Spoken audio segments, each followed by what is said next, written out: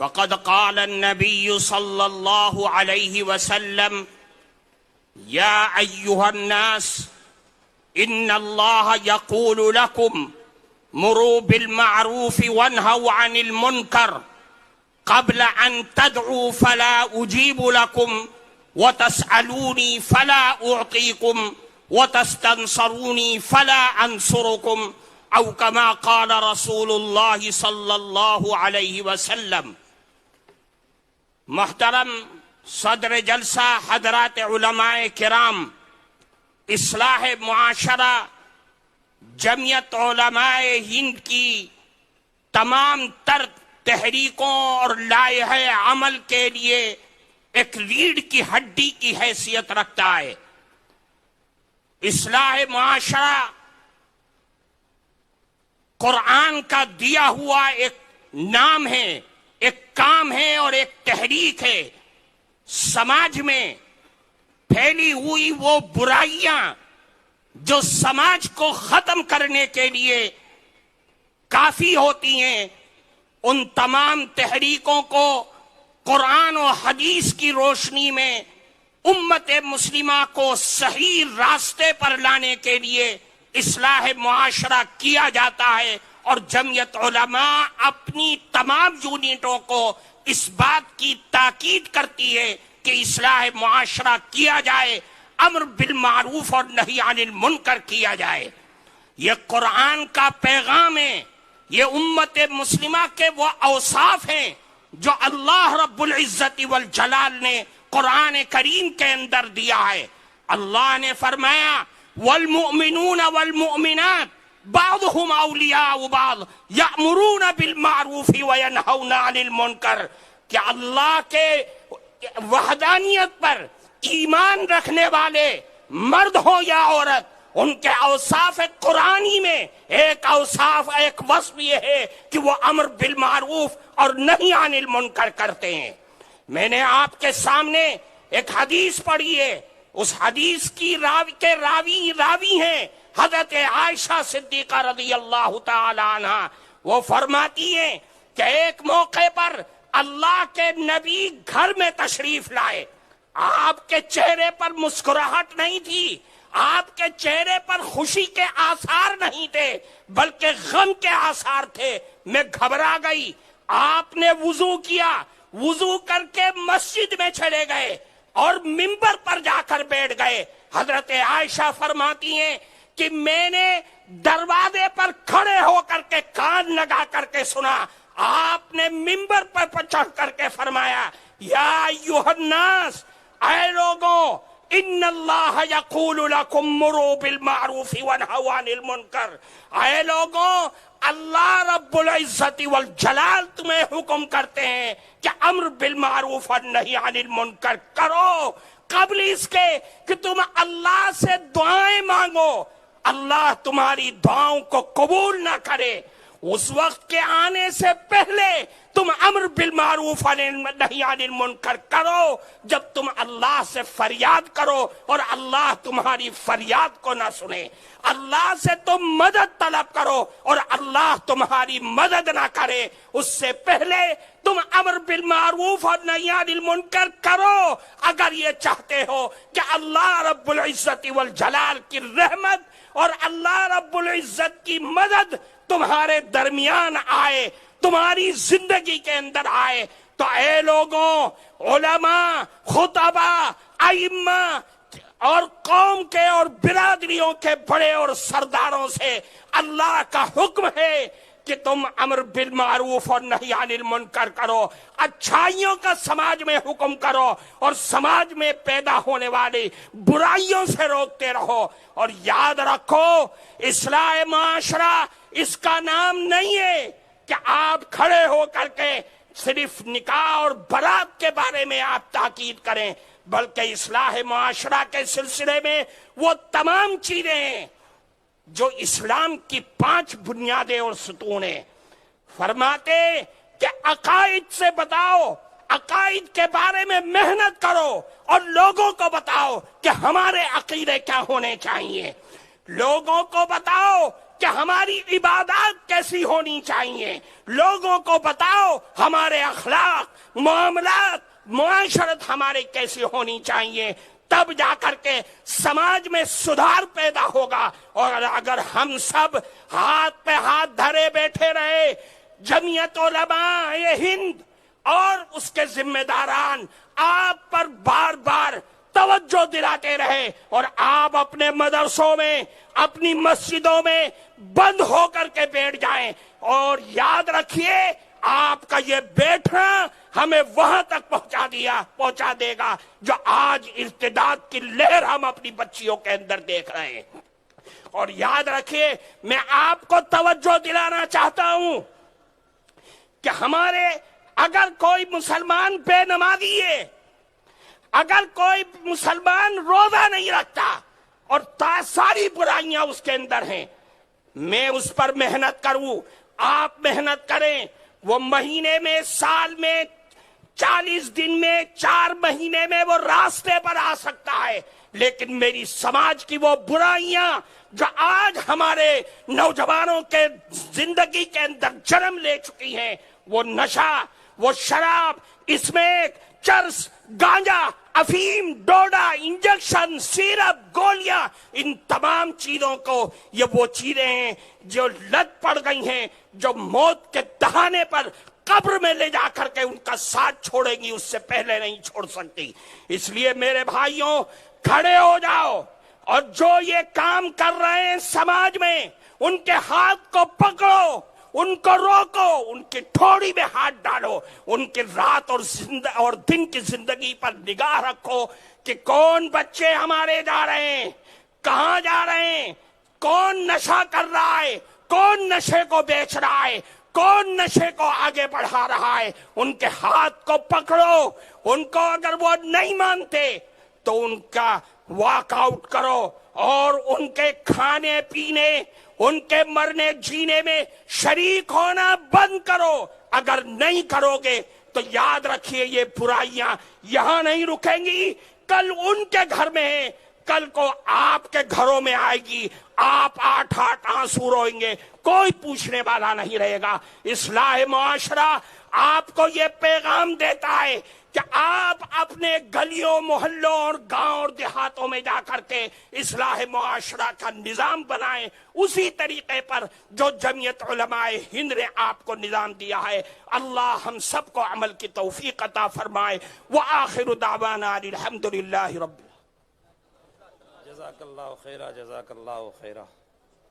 اس کے بعد میں حضرت مولانا مفتی اسماعیل صاحب، رکن عاملہ جمعیت علماء ہند و رکن مجلس شورا دارالعلوم دیوبند سے درخواست کروں گا کہ اپنے خیالات سے ہم کو مستفیض فرمائیں، وقت کا خیال رکھیں، اختصار کے ساتھ اپنی بات پیش۔ بسم اللہ الرحمن الرحیم، نحمدہ و نصلی علی رسولہ الکریم، اما بعد۔ کسی شاعر نے کہا ہے کہ تم نے چاہا ہی نہیں حالات بدل سکتے تھے، میرے آنسو تیری آنکھوں سے نکل سکتے تھے، 2 قدم ساتھ میرے چل کے تو دیکھا ہوتا، خود بخود تیرے خیالات بدل سکتے تھے، تم تو ٹھہرے ہی رہے جھیل کے پانی کی طرح، دریا ہوتے تو بہت دور نکل سکتے تھے، تم نے الفاظ کی تاثیر کو پرکھا ہی نہیں، نرم لہجے سے تو پتھر بھی پگھل سکتے تھے۔ صدر محترم، علماء کرام، ملک بھر سے تشریف لائے ہوئے مجلس منتظمہ کے اراکین اور میرے بزرگوں اور دوستوں، جمعیت علماء کا یہ اجلاس عام ایک ایسے وقت میں ہو رہا ہے جب ملک میں بسنے والی تمام قوموں کو سہارے کی ضرورت ہے، ملک میں بسنے والی تمام عوام کو آپ کی رہنمائی کی ضرورت ہے۔ جمعیت علماء یہ کسی ایک جماعت کا نام نہیں ہے، یہ ایک تحریک ہے جس کا قیام 1919 میں باضابطہ عمل میں آیا تھا، لیکن علماء کی یہ جماعت ہندوستان کی غلامی کو دیکھ کر اس ملک کی آزادی کے لیے 1803 سے جدوجہد اور کوشش کر رہی تھی اور ایک لمبا زمانہ قربانیوں کے ساتھ گزارا. ایک لمبا عرصہ گزرنے کے بعد جب اس بات کا احساس ہوا کہ ملک میں بسنے والی دوسری قوموں اور برادریوں کو جب تک ہم ساتھ نہیں لیں گے اس وقت تک دیش کی آزادی مشکل ہوگی. جمعیت علماء نے اس ملک کی آزادی کے لیے جو قربانیاں دی ہیں وہ تاریخ کے اوراق پر آب زر سے لکھنے کے قابل ہے. کہتے ہیں کہ جادو وہ جو سر چڑھ کر کے بولے. اگر کسی کا ضمیر زندہ ہے اور ملک کی تاریخ کو اگر وہ بیان کرے گا تو مسلمانوں کی اور خاص طور پر علماء کی قربانیوں کو کبھی بھی نظر انداز نہیں کر سکتا. اسے اعتراف کرنا ہی ہوگا.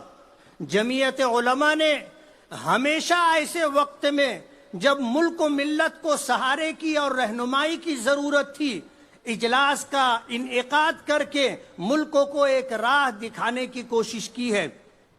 آج اس وقت آپ ملک کے گوشوں سے تشریف لائے ہیں.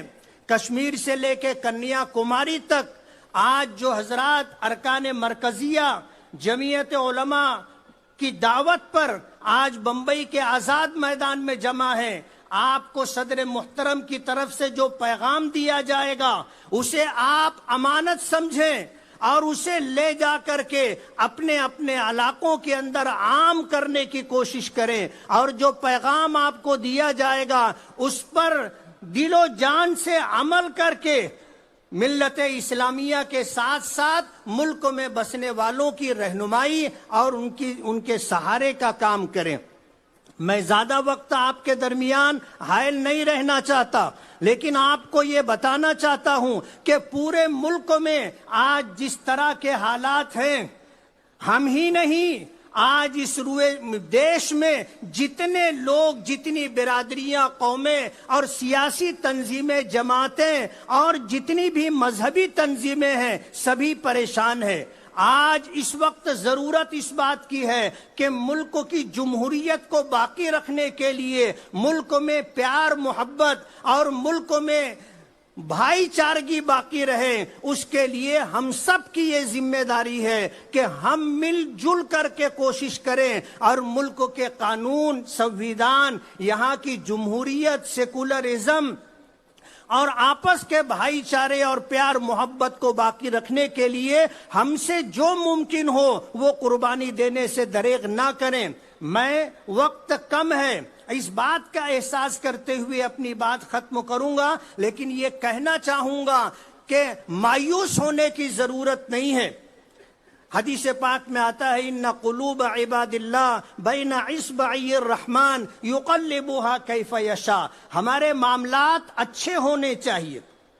اصلاح معاشرہ کے عنوان سے یا مولانا اشہد رشیدی صاحب نے جو پیغام دیا ہے کہ اپنے اخلاق اتنے بہتر کرو کہ لوگ اس کا اعتراف کریں اور اس اعتراف کے ساتھ ملک کے اندر بھائی چارہ عام ہو اور جو پیار و محبت کی فضا ماضی میں تھی وہ دوبارہ قائم ہو. اس کے لیے ہم اپنا جو حصہ اس ملک کی بھلائی کے لیے، ملک کے عوام میں پیار و محبت پیدا کرنے کے لیے دے سکتے ہوں دیں. بہت ممکن ہے ہمارا یہ اجلاس انشاءاللہ اپنے مقصد میں کامیاب ہوگا اور صدر محترم اور جمعیت علماء کا جو پیغام ہے وہ ملک کے کونے کونے تک پہنچے گا اور انشاءاللہ ہماری کوشش بار آور ہوگی. اور جس مقصد کے لیے جمعیت علماء کا قیام عمل میں آیا تھا اور جمعیت علماء اپنے اکابرین کی راہ پر چلتے ہوئے جو کوشش کر رہی ہے انشاءاللہ وہ سب بار آور ہوگی. وآخر دعوانا ان الحمدللہ رب العالمین.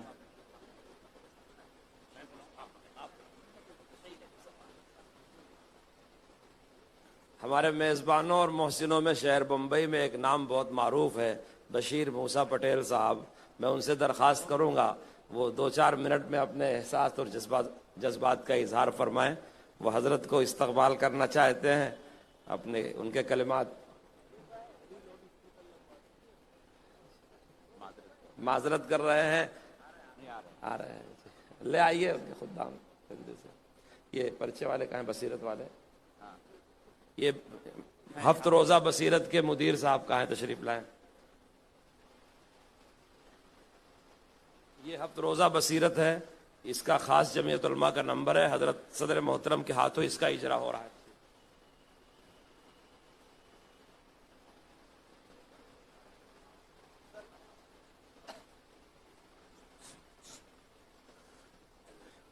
نحمد و نصلی علی رسول کریم، اما بعد۔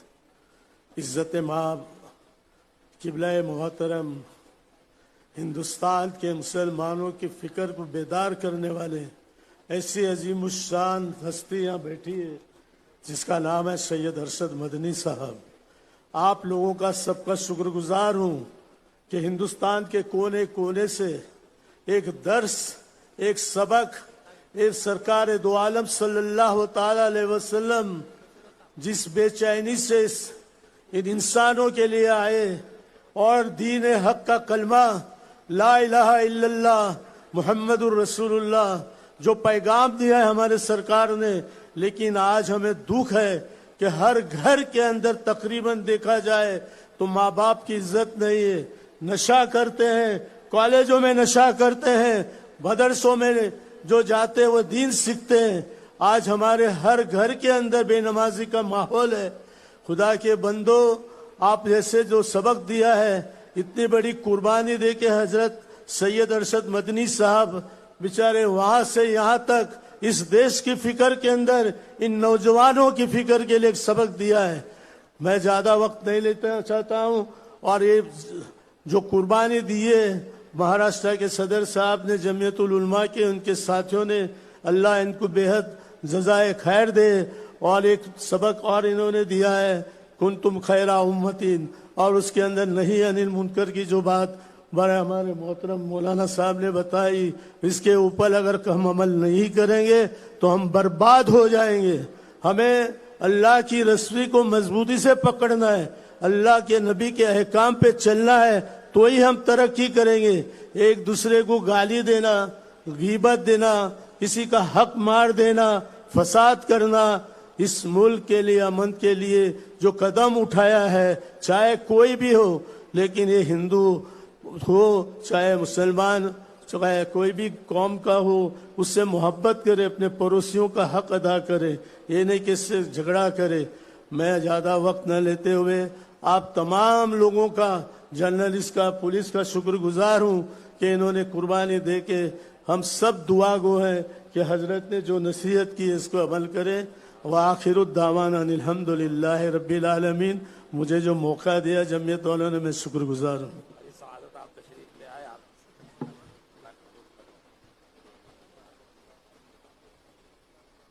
اس اہم اجلاس کی سب سے اہم اور آخری کڑی ہے صدر محترم دامت برکاتہم کا کلیدی خطاب۔ ہم اس خطاب سے پہلے آپ تمام حضرات کا، اپنے تمام اراکین منتظمہ کا تہہ دل سے شکریہ ادا کرتے ہیں، جو حضرات ہماری دعوت پر تشریف لائے، اور جیسے جن کو دعوت دی گئی تھی وہ نہیں آ سکے، اپنے پیغامات اور معذرت بھیجے، ان کے بھی شکر گزار ہیں۔ اسی طرح سے یہاں کے پولیس کمشنر صاحب کا، ایڈیشنل کمشنر صاحب کے، اور ان سیکورٹی والوں کے اور ان پولیس اہلکاروں کے، جنہوں نے ہم کو ایک بہترین ماحول بنا کر کے دیا جس میں ہم نے سکون سے نماز ادا کی اور اپنا پروگرام چلایا۔ آپ تو 2-3 گھنٹے میں یہاں آ کے رخصت ہو جائیں گے، لیکن اس پنڈال لگانے میں، میدان کو تیار کرنے میں، لائٹیں لگانے میں، اسٹیج سجانے میں کئی روز سے محنت ہو رہی تھی۔ یہاں جتنی چھوٹی چھوٹی تنظیمیں ہیں جن میں کھیل کی مشق ہوتی رہتی ہے، ان سارے لوگوں نے بڑے محبت کا برتاؤ کیا اور بڑا تعاون کیا، تو آج ہمارے جلسہ عام منعقد ہو سکا ہے۔ ہم سب کا فرداً شکریہ ادا کرتے ہیں۔ اللہ تعالیٰ اس پیار و محبت کو، بھائی چارہ کو باقی رکھے، اور اس سے ہم کو آپس میں مل جل کر کے رہنے کی توفیق عطا فرمائے۔ اب میں درخواست کرتا ہوں صدر محترم سے خطبہ صدارت ارشاد فرمائے۔ حضرت کے خطاب کے بعد دعا ہوگی اور جلسہ مکمل ہو جائے گا، یہیں عشاء کی نماز بھی ہوگی۔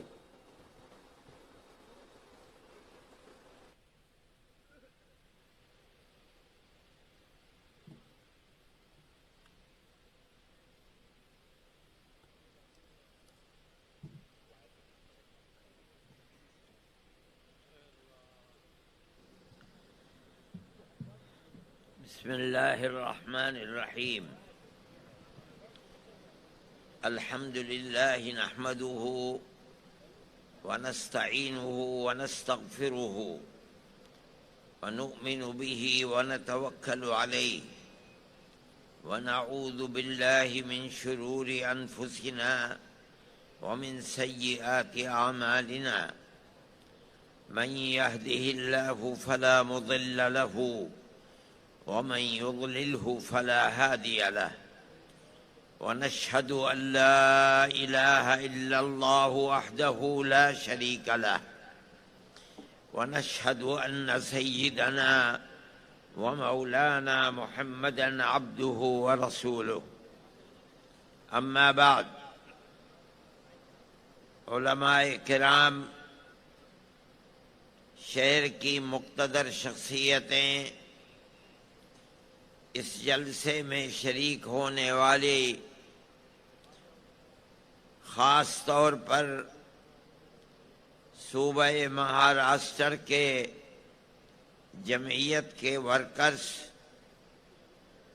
اور دور دراز سے آئے ہوئے جمعیت علماء کی جنرل باڈی کے ممبران، جمعیت علماء کی جنرل باڈی کا اجلاس 2 دن سے چل رہا تھا۔ ملک کے مختلف حالات، عالم عرب کے حالات، یوکرین کے جنگ کے اندر پیدا ہونے والی صورت، ان تمام چیزوں کے اوپر سیر حاصل، بحث کی گئی، تجاویز کو پاس کیا گیا۔ جمعیت علماء ہند کوئی سیاسی پارٹی نہیں ہے۔ ملک کے اندر کرسی اقتدار پر کون آ کر بیٹھا اور کس کو اقتدار کی کرسی سے اٹھا کر باہر کر دیا گیا، جمعیت علماء ہند کو اس سے کوئی تعلق نہیں ہوتا۔ نہ ہم خود الیکشن لڑتے ہیں اور نہ الیکشن لڑنے والوں کے لیے پرچار کرتے ہیں، لیکن ملک ہمارا ہے۔ ہم ہمیشہ سے اس ملک میں رہتے چلے آئے ہیں۔ ہمارے آباء و اجداد ہمیشہ سے اسی ملک میں رہتے ہیں۔ ہمیں اپنے اس ملک سے تعلق ہے، محبت ہے۔ ہم اس ملک کو پھلتا پھولتا امن و امان اور پیار و محبت کا گہوارہ دیکھنا چاہتے ہیں، اور ہمارے اکابر جمعیت علماء ہند پہلے دن سے اس کے لیے کوشش کرتی رہی ہے۔ ہم بھی ان کے نقش قدم پر چل کر برابر اس کے لیے کوشش کر رہے ہیں۔ ملک کی آزادی سے پہلے انگریز کی غلامی کی زنجیر کو توڑنے کے لیے علماء تقریباً 150 سال تک کوشش کرتے رہے، مرتے رہے،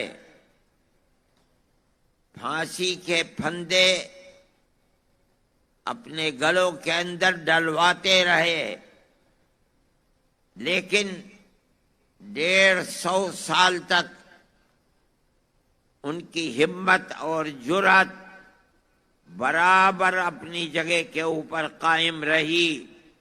ایک کے بعد دوسرا، دوسرے کے بعد تیسرا، تیسرے کے بعد چوتھا، برابر معرکہ قائم کرتے رہے، میدان میں لڑتے رہے، مرتے رہے، مارتے رہے۔ برادران وطن کو ساتھ لیا. جب بالکل ابتدا میں 1803 سے علماء نے مدرسوں کو چھوڑ کر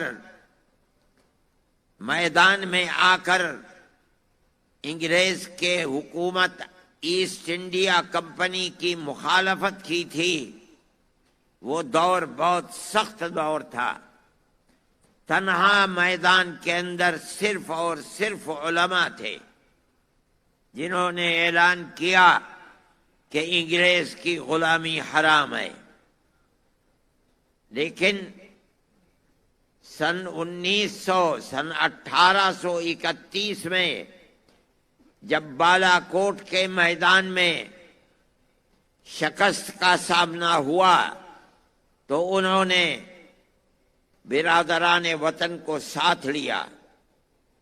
ان کے اندر ملک کو آزاد کرنے کا کرانے کا شعور پیدا کیا، یہاں تک کہ 1857 کا معرکہ ہوا جس میں ہندو اور مسلمان دونوں شریک تھے، وہاں بھی شکست ہوئی. پھر 1880 سے لے کر 85 تک کانگریس کا وجود ہوا. حضرت گنگوہی رحمت اللہ علیہ سے ایک فتویٰ لیا گیا، پوچھا گیا کہ غیر مسلموں کی ایک جماعت قائم ہوئی ہے کانگریس، مسلمان جو تقریباً 80 سال سے ملک کی آزادی کے لیے قربانی دے رہے ہیں، کیا مسلمانوں کو ہندوؤں کے ساتھ اشتراک کر کے ملک کی آزادی کے لیے ان کو ساتھ لیا جائے اور اس میں شرکت کی جائے؟ حضرت گنگوہی رحمت اللہ علیہ کا فتویٰ آج بھی موجود ہے. انہوں نے فرمایا کہ اگر دین اور شریعت کی کوئی مخالفت نہیں ہوتی تو مسلمان کا ہندوؤں کے ساتھ اشتراک عمل جائز ہے. چنانچہ کانگریس میں داخل ہوئے.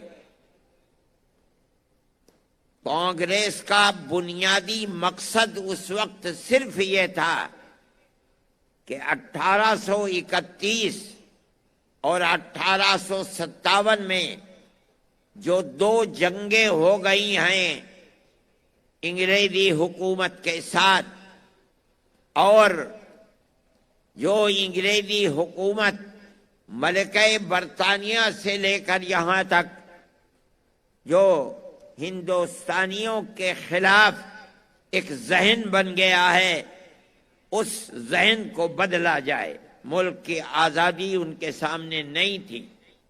آپ اگر تاریخ کو پڑھیں گے، سن 85 اور 83 کے اندر جو بات کانگریس کے جلسوں میں کہی گئی ہے وہ ملک کی آزادی کی نہیں ہے، بلکہ وہ صرف اتنی بات ہے کہ ہمارے اور ملکہ برطانیہ کی حکومت کے درمیان میں جو غلط فہمیاں پیدا ہو گئی ہیں ہم ان کو دور کرنا چاہتے ہیں. لیکن کانگریس کو اس نقطۂ نظر پر لا کر جمع کرنا کہ نہیں، ملک کی آزادی کے لیے کام کرنا چاہیے، یہ صرف ان مسلمانوں کا کام ہے جو حضرت گنگوہی رحمت اللہ علیہ کے فتوے کی بنیاد پر کانگریس میں گھسے اور کانگریس کے نقطۂ نظر کو تبدیل کر دیا. برابر یہ چیز چلتی رہی اور جمعیت علماء اپنا کام کانگریس کے اندر گھس کر کرتی رہی. یہ علماء کا کردار ہے اس ملک کی آزادی کے لیے. لیکن کوئی پلیٹ فارم علماء کا ایسا نہیں تھا کہ جس کے اوپر دوڑا جائے. یہاں تک کہ حضرت شیخ الہند رحمت اللہ علیہ جو آزادی وطن کے لیے انگریز کی مخالفت کی آگ ان کے سینے کے اندر تھی، انہوں نے پروگرام بنایا کہ ہم شمالی ہندوستان سے آزاد قبائل سے اپنی جماعت کو متحد کر کے وہاں سے انگریز کے خلاف جنگ کریں گے، اور وہاں قریب افغانستان تھا جو آزاد ملک تھا، ہم اس کی مدد لیں گے، اور ترکی کی خلافت اسلامیہ تھی اس سے ہم مدد لیں گے۔ ایک مدرسے کا آدمی ایسا پروگرام بنا کر ملک کی آزادی کے لیے کام کرے، یہ بڑی عجیب و غریب چیز تھی۔ کوئی پلیٹ فارم نہیں تھا، تنہا ایک آدمی اپنے ہزاروں شاگردوں کے ساتھ ملک کے باہر رہ کر کے اپنے ملک کی آزادی کے لیے کام کرے، یہ بڑی عجیب و غریب چیز تھی۔ انگریز غافل نہیں تھا، مولانا نے اس کے لیے سفر کیا۔ سعودی عرب اب بن گیا، اس وقت سعودی عرب نہیں تھا، حجاز مقدس گئے، ترکی حکومت سے مدد کی بات کی، لیکن وہیں ان کو گرفتار کر لیا گیا اور مالٹا کی جیل میں اپنے 4 ساتھیوں کے ساتھ بھیجا گیا۔ وہاں تقریباً 4.25 سال جیل میں رہے۔ جب آنے کی بات شہرت میں آئی کہ اب وہ قید بامشقت ختم ہونے والی ہے، ان کے اشارے سے ہندوستان کے اندر ابھی وہ جیل میں تھے۔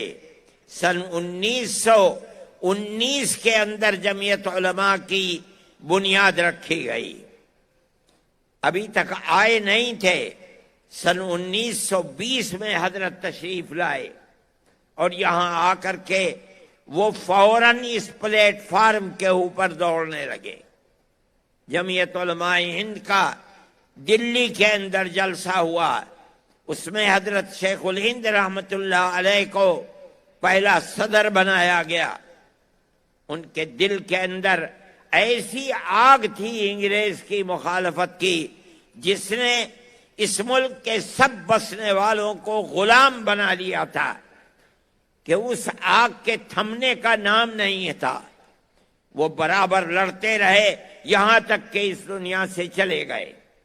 ان کے بعد ان کے شاگردوں نے جمعیت علماء کو اٹھایا اور وہ انتہائی قوت کے ساتھ میدان کے اندر اترے، جیل جاتے رہے۔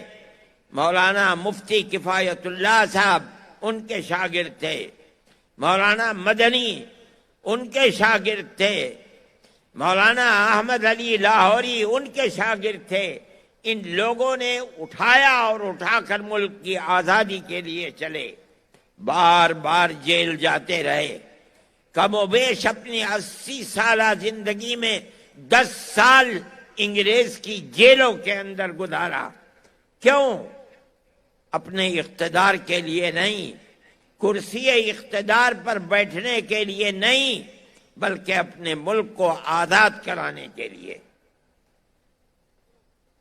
جیسے جیسے ملک کی آزادی قریب آتی تھی اور یہ معلوم ہوتا تھا کہ انگریز بھارت کی سرزمین کے اوپر نہیں رہ پائے گا، ویسے ہی ویسے وہ کانگریس کے لیڈر مہاتما گاندھی، موتی لال نہرو، جواہر لال نہرو، جمعیت علماء ہند کے پلیٹ فارم سے ان سے بار بار پوچھا جاتا تھا کہ ہمیں یہ یقین دلاؤ کہ ملک آزاد ہوگا تو ملک کا دستور سیکولر دستور ہوگا، جس کے اندر اگرچہ ہندو ملک کی اکثریت ہے لیکن ہر اقلیت کو اپنی مذہبی آزادی کے ساتھ جینے کا حق ہوگا۔ اور کانگریس کی قیادت جو رات اور دن ساتھ رہتے تھے ملک کی آزادی میں کام کرنے کے لیے، پروگراموں کو بنانے کے لیے،